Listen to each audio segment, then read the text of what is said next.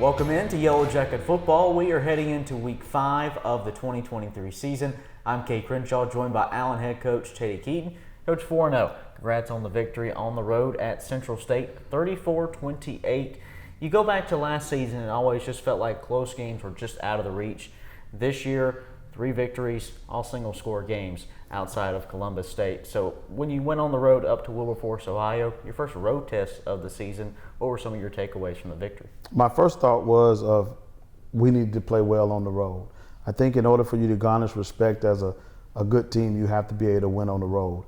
I think the second thing is we figuring out how to close out ball games. Other than last year, we didn't do a really good job of closing out ball games. We played well all the way through the seasons, but we would always find a way to figure out how to give it away. And I think our guys have done a tremendous job at learning how to close out games. I thought the team played well. The trip is always a buster on anybody's body, but I think that they came out, they played with a lot of energy, a lot of enthusiasm. I think some people shined in certain areas, and I think there's still areas where we need to get better at. The career season continues for wide receiver DeAndre Ruffin. Coach, a big play DeAndre, if you will, another 100-yard game, his third of the season now.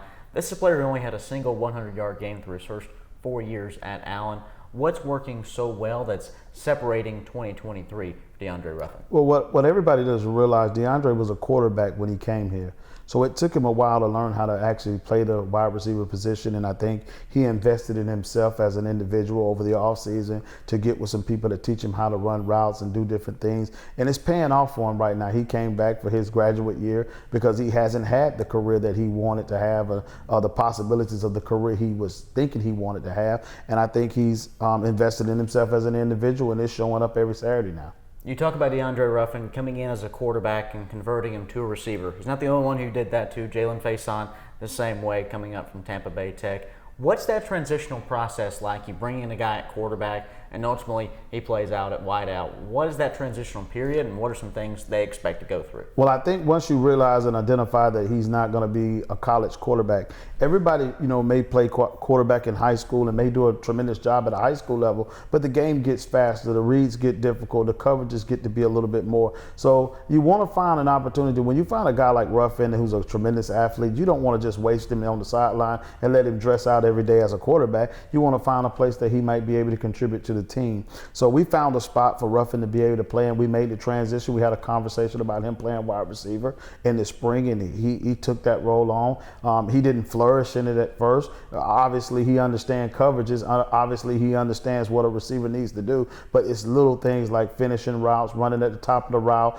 releases, and different things that he had to learn on his own. So he started, investing in himself again. He invested in himself, and he stuck with it, and he gotten better and better and better. I mean, Ruffin's 6'2", probably about 220. I mean, he's a beast of a wide receiver, and he runs about a 4.5, 4.4 40, and most people don't know that he's fast as all get out. I think if he might have made that transition to wide receiver when he was in high school, I just think he was the best athlete on their team where he played high school ball at, which they had to use him at quarterback. But I think if he'd have played wide receiver in high school, some FCS school would have took him because he's already got the size, his hands are big, and he's just he's hard to cover. Allen is 4-0 in the season, a 34-28 win on the road at Central State. Coach, you always talk about wanting to start fast and get the offense clicking early, but on your first 5 drives on Saturday, 3 turnovers, no points. What did you do to keep the composure of the team to get it on track around the 7-minute mark in the second quarter? Well, I think that what happens is in the course of a game, we have to find the adjustment. And I think that Central State, my hat goes off to Central State. They did a lot of good things of mixing coverages up, doing a lot of different things to confuse us, maybe put us in a position. And I think that trip weighs on a team, so I think coming off the bus and you 9 to 10 hours on a bus and trying to get your legs back up under you and get your mind back where you needed to be. And I think that took them a minute to get to that point. I think they were just a little lag in certain areas, and I think the receivers were a little jet lagged or whatever they were, but they just was not clicking at the first part of the game.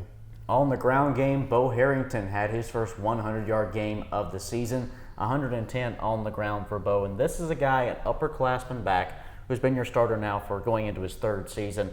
But earlier on here in 2023, you said you gave Bo a challenge that he needed to step up that game because there was some healthy competition behind him. What did he show you on Saturday? I think he sees that. I think Allen Riggins is the reason why his play is improving.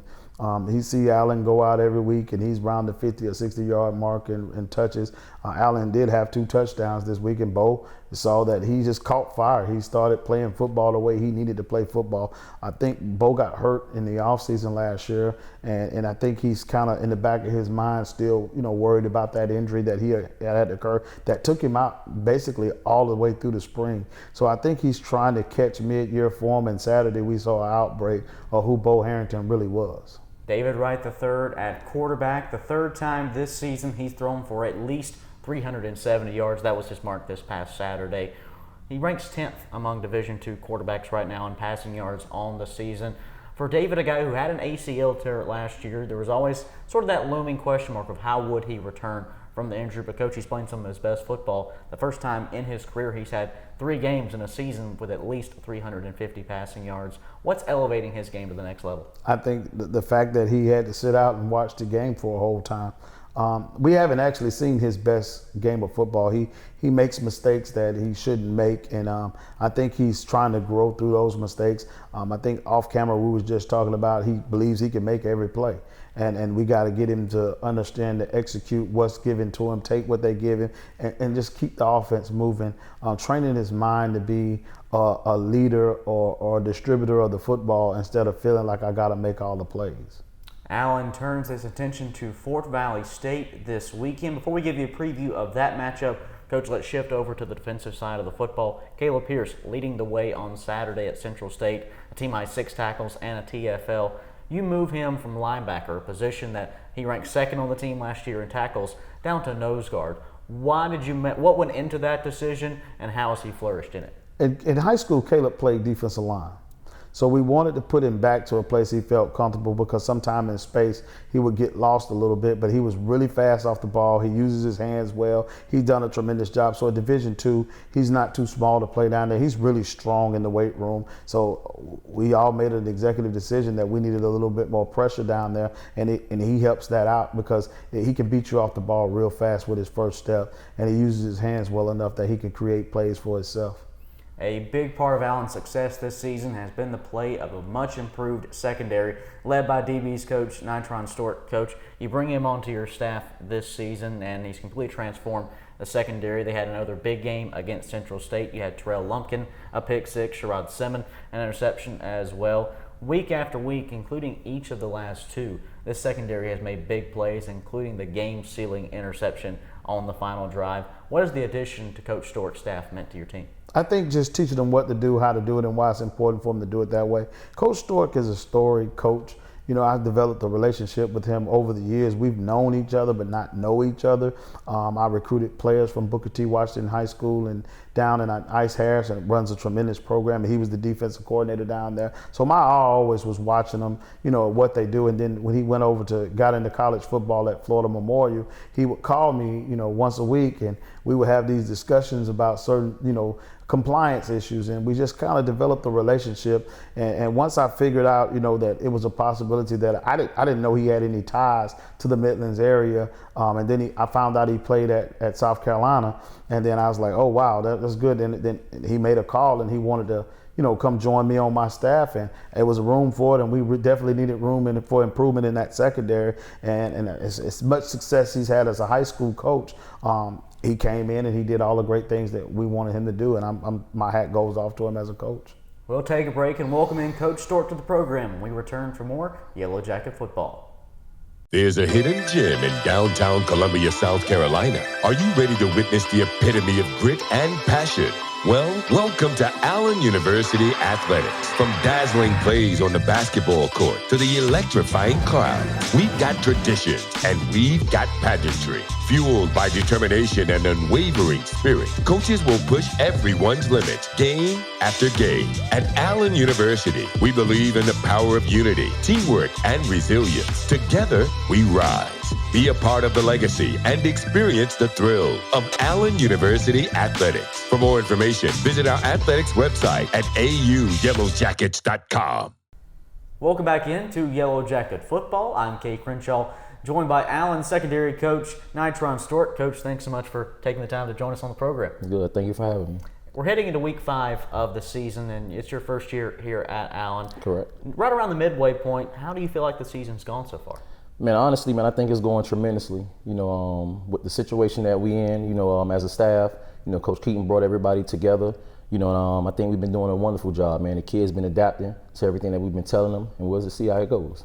Back-to-back weeks, your secondary has made the game-sealing interception on the final drive of the ball game. How happy does that make you as a secondary coach to know, you can make the plays during the game. If the opposing offense runs 80 plays, but you make the biggest play on number 81, it's the game-saving play. How does that make you feel as a secondary coach? I mean, it makes me feel elated, man. For the guys to be out there to make the play. When the opportunities, appears, and speaking on the last game that we just played, man, the opportunity presenting itself, and we always live by, a motto by all tips and overthrows. We want to be able to capitalize on them. And, man, like I said, man, it made me feel, wonderful, man, being able to see, and also, the joy of not only the players, but, we thrive off that as coaches as well, too. So, I feel great. Stepping in here in the spring and into the summer, when you first got a look at the secondary to where they are now, what do you think has been the biggest progression of your group?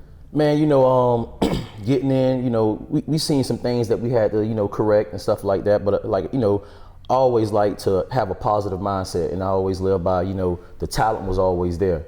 We just had to come in as coaches and polish it up and change the attitude that, the willing that they was capable of making the plays and stuff like that, man. But, the change was, big, man. Coming from the spring, again, like I say, the talent was there. We just had to clean up some things, man. And now you see the product that we're putting on the field. So far here this season, Allen is not only undefeated, but Coach, you have so many different names in the secondary. You guys like Kevin Graham, Terrell Lumpkin, who had a pick 6 against Central State, Sherrod Simmons, a huge transfer in from Johnson C. Smith. I feel like oftentimes we overlook Dalil Wilkins on the outside corner. How has he played so far this season? He's been playing lights out. Dalil is a kid that made the transition from safety last year. Coming into from Allen University, he was a corner. But due to the injury bug and lack of depth, we had to use him at safety. And now that he came in and coach got the staff together, we came together as a unit and said, hey, let's give this kid a shot to go right back to corner. And like Coach Keaton mentioned earlier, it's been a lot of targets thrown at him. But as you can see, man, he's been holding his own and doing a wonderful job for us in the secondary.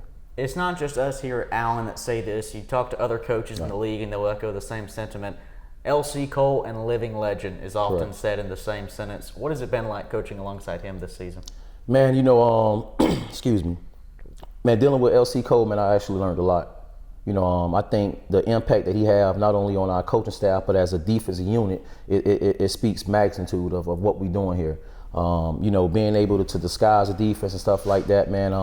The kids is picking up to not only, the scheme of what we're doing, but his attitude. And, again, I always like a lot of sayings, man. If you don't know what to do, just watch us as a coaching staff, and we'll show you what to do.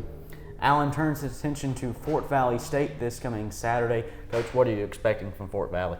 Fort Valley is a balanced offense. They can attack you, with the deep ball, also in the running game and stuff like that. They do have a lot of impact players that can change the game immediately. And, us as a defense, we just got to continue to do what we do. Play fast and physical and be able to make plays and create turnovers. In practice, coaches often use the phrase iron sharpens iron with how improved the defense is. It's helping the offense, but obviously Allen's offense ranks among the league leaders in the SIAC in nearly every category.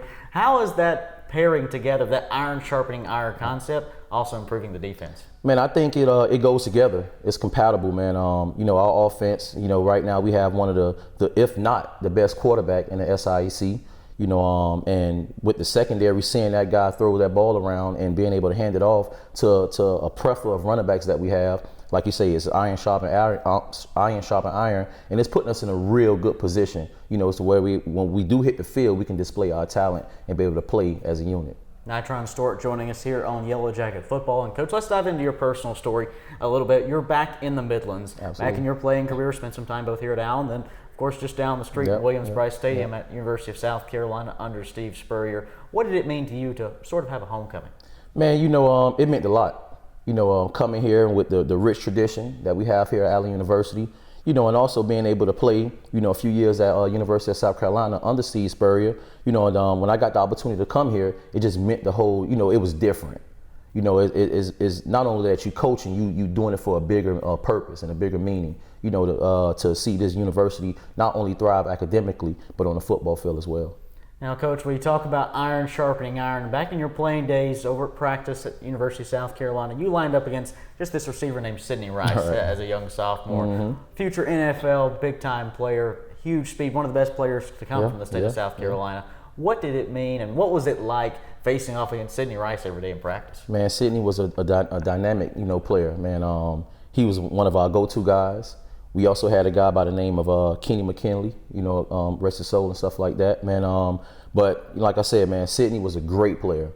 As you can see, he was at one point the record holder, for the most receiving yards and receptions at University of South Carolina, man. And it just, like I say, iron sharpen iron. It made myself being able to be, a young defensive back, to be able to come in and say every day you had to come in and prepare yourself mentally and physically to, withhold a challenge of guarding them. That's Nitron Stork, the player, now Nitron Stork, the coach. Right. You spent some time down in the Miami, Florida area, Booker T. Washington High School, 5-time state champ, 2013 national champion. Right. Let's plug that in there as Can't well. miss that one. Right. Coach, what did that winning culture you built down in Miami, what did that lead you to say, all right, let's now take a chance at the college level? Right. Man, it meant a lot. It built character, of course. And being surrounded by, our head coach and current head coach there right now, Tim Ice Harris, it taught me a lot, man. Being able to be in certain situations, whether it was on the field, situational football and stuff like that, man. Being able to deal with, the student athletes, the academic part, and I think it helped me out tremendously, and as you can see, man, being able to come to the collegiate level, I just think it's a next step. I always, say that, coaches, they know how to coach. You know what I'm saying? Especially when you come from a certain situation. And now when you get into a situation like we are here at Allen University, you always fall back on your teaching tools, your training aspect of things and stuff like that, man. And as you can see, man, we, moving in the right direction. The long list of winning, I have to ask, where do you keep the rings? Yeah. You know what, man? In a storage case at the house, every now and then I may pop one or two of them out. And the reason for me doing that, man, because I actually want to show the kids where we can potentially be, and not, it was done on the high school level, but, ring speaks volume. When we get old and gray one day, we can always sit back and have that type of dialogue, with our grandkids, and always let them know, hey, this is what your granddad or your father did at one point. And that's what we're looking to do here at Allen University. You mentioned about the future of the program, and as we wind it down here, Coach, of course, season in full swing, but so is the recruiting world. It never stops. For the recruits out there, how can they reach out to you in hopes of joining here at Allen? Man, like we always say, man, we right here, man. We looking forward to getting every last one of you guys.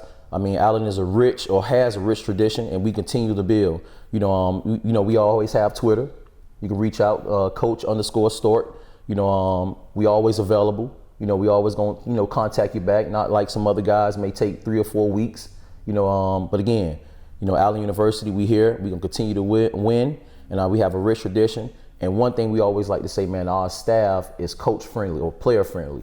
We know how to get after it, but we also preach academics first. All right, and as you can see, man, we have a high retention rate. With maintaining our kids and graduating them as well. Over 80% of Allen's roster currently has a 3.0 or higher. That speaks to the academic note you touched on. We'll take a short break here on Yellow Jacket Football and be back with Coach Keaton. We return on the other side.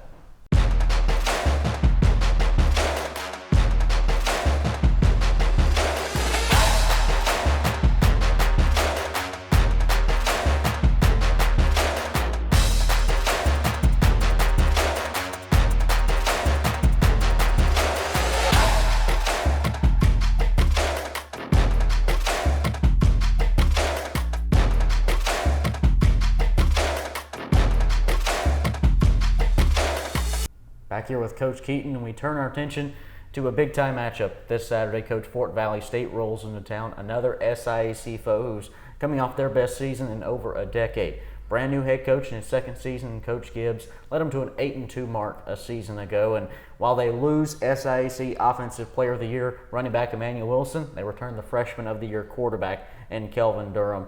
Watching him last season, then reviewing tape this year, how has Durham progressed in his sophomore season? I think as he goes, the offense goes. And Durham is a really good quarterback. Really, make good choices with the ball. Does a really good job as a play caller. I like him. I like him a lot. I think he could do some really good things with his team. I mean, he's a play action type guy. He's a guy that they want to establish the run game. They committed to that, and we have to do a better job of controlling the run game and making him have to do things that he's uncomfortable with doing. Fort Valley State, a team that has a balanced offensive attack, 218 through the year, 133 on the ground for right around 350 yards of total offense. Coach, you take a look at this program and what works so well for them. What stands out to you on film? I think consistency. I think what they believe in is their true identity. They're going to run the football. They're going to establish the run, and they're going to establish the play actions off that run. And I think Durham does a really good job of doing that, and they execute their scheme at a full potential. We have to be where we need to be in the right places and do the things, and we have to execute at a high level as well. Your team having a record-setting season so far, off with the best start in school history. You're ranked among the top 5 in the country as well. What's the message to the team heading into this Saturday against a Fort Valley State team that obviously their history and their success in the SIC speaks for itself? Well, the word for the week is not what you're capable of doing, it's what you're willing to do. And I think that's we're capable of a lot of things, but we wanted the will to prepare, the will to understand your job, do your assignment, do what you're supposed to do. And in big ball games, you got to be able to execute at a high level. And I think execution has been our big focus point. That I don't think anybody stops us. We stop ourselves. We make bonehead mistakes at the wrong time. We catch the ball on when it goes over our head, trying to be a playmaker. I think a lot of this world puts us in a bad situation because we live in a world where everybody wants likes and everybody wants to be the superstar. And when you're winning, sometimes your individuality creeps out of you, that I want to do something that's beyond what you being coached. And now you go out and you make a mistake that could be a crucial mistake at times. That's the problem with the world right now, because we could be winning it, but I'm not contributing and I don't have a chance to put that on my social media. They say I'm not on the team. Some people poke fun at them or whatever. But I think we believe in team football, and we're constantly fighting that battle to keep our guys in do what we need to do in the framework of the team.